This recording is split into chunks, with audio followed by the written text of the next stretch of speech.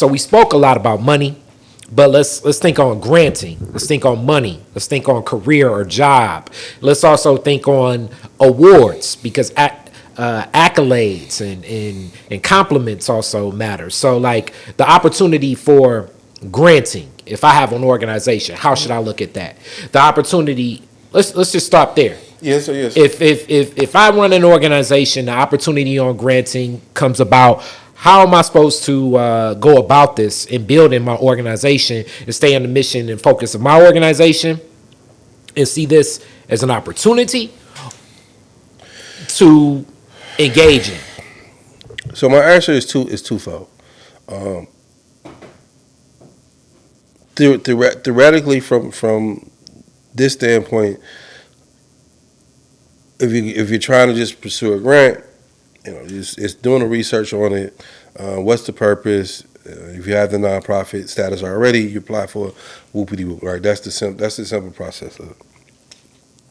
In the greater scheme of the things that we're talking about, my question at this stage is, because most grantees, first question they're going to ask you who you're working with. Who do you have a working relationship with, right? So if we've already established that, and we're bringing all of us together, and let's just say, just for the sake of it, it's $1 million, right? I don't know the last time your neighborhood seen $1 million. I mean, like literally just $1 million. I don't know. I can't remember last time they just seen it, nearly $1 million. But how do we create a pie where it comes in and we divide that, right? How do we get collectively? We're centralizing, because ultimately the folks who are the grants or who are writing the money, they have to give the money away, hands down. So fundamentally, they need us. But the problem is we have not centralized a space where the money comes in through an application process where we're all going to apply together. Yusef, Karish, and Quasi, because to your next part of the question that you was getting at, it's the exceptionalism, the accolades, and all those things. And there's nothing wrong with accolades per se, but it's the exceptionalism that breathes into you as an individual. So, and I know we're not there yet, and this is where I would like for us to get to. This is where I'm pushing myself and pushing others. Like this is where we centralize. Because again, I mean, right now there's 101 nonprofits out here. Somebody right now, that's we're in the new year. That's a goal of this. I want to create my own nonprofit.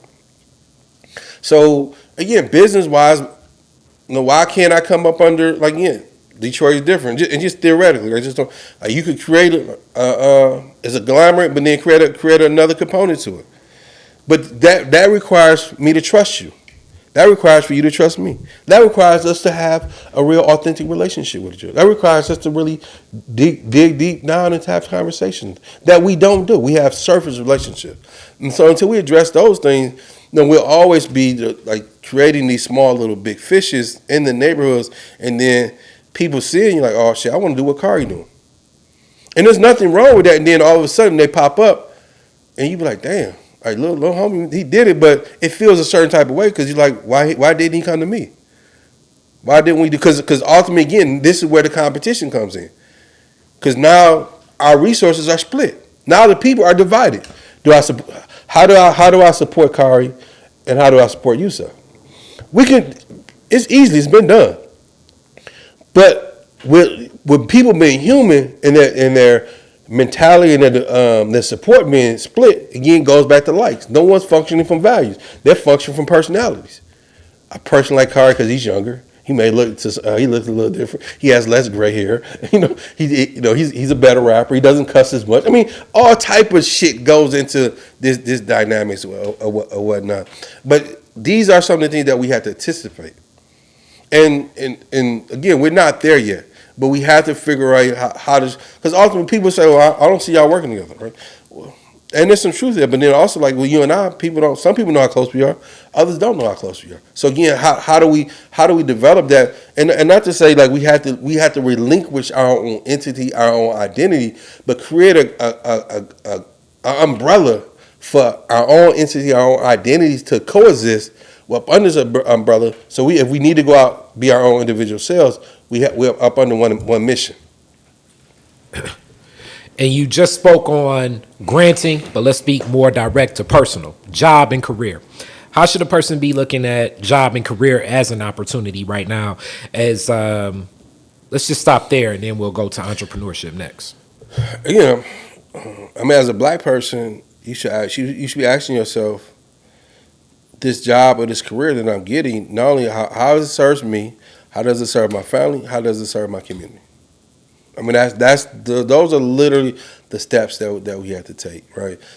So just say again, if you work in that Family Dollar, right? We know that's a low end type of job, but hey, you working in the neighborhood, you can walk there, you can catch the bus there, right? And so the ability to be if you have a community framework, when I mean community framework, you're accountable to your community. So when we're gonna say Buster, when Buster, the neighborhood alcoholic, the neighborhood crackhead, whatever, he on a bad day, and he in front of the Family Dollar, and he just doing whatever, and people thinking that he's harassing them.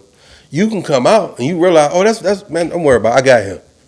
I know him. I grew up around him. I mean, he just got a bad day. We don't need to call the police. No, this is where you eliminate that dynamic there. But also part of, again, creating opportunities like this so that young man or that young woman, they're coming here, they don't feel trapped as if the Family Dollar is their last hope.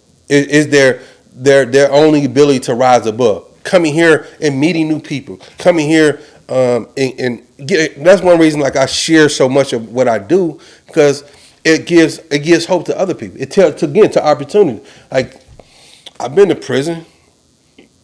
Because I've been to prison, I don't think I can get a bachelor's degree. I don't think I'm worthy of that. Damn, Yusef got a bachelor's degree. Yusef working on blah blah blah. Oh, now I can do those things, or I want to do those things. I mean, so this is part of the domino effect that we have to have, but also creating opportunities how to work together, creating because I mean, if you don't have a broader reality of the world, why would you think outside of it? So I mean, like when I grew up in Detroit, I never went to the East Side. I mean, the East Side was like New York. If you dropped me off on that motherfucker, I wouldn't have knew how to get. I would have been looking for the Fisher Building, like the top of the Fisher Building as my North Star, trying to get back to the West Side. And so and I think that's part of one way getting back to the other thing, of opportunity. We have to expose our horizon of what life is. I mean, this is what books is. This is what going out and experiencing those. I mean, like shit. Most motherfuckers just ate at Churches, ate at Burger Kings. They ain't never ate at a nice restaurant. Don't. And then and we have to reshape and reframe, like, because you eat those things, that doesn't make you white. All right, those things are tied to whiteness because white people are predominantly in the society and they have the greatest access to them. But it doesn't make us less than who we are. And because we don't understand the dynamics that prevents us from experiencing those opportunities and those luxuries, which is part of being human, it adds on the racial component to it, because everything in America is racialized.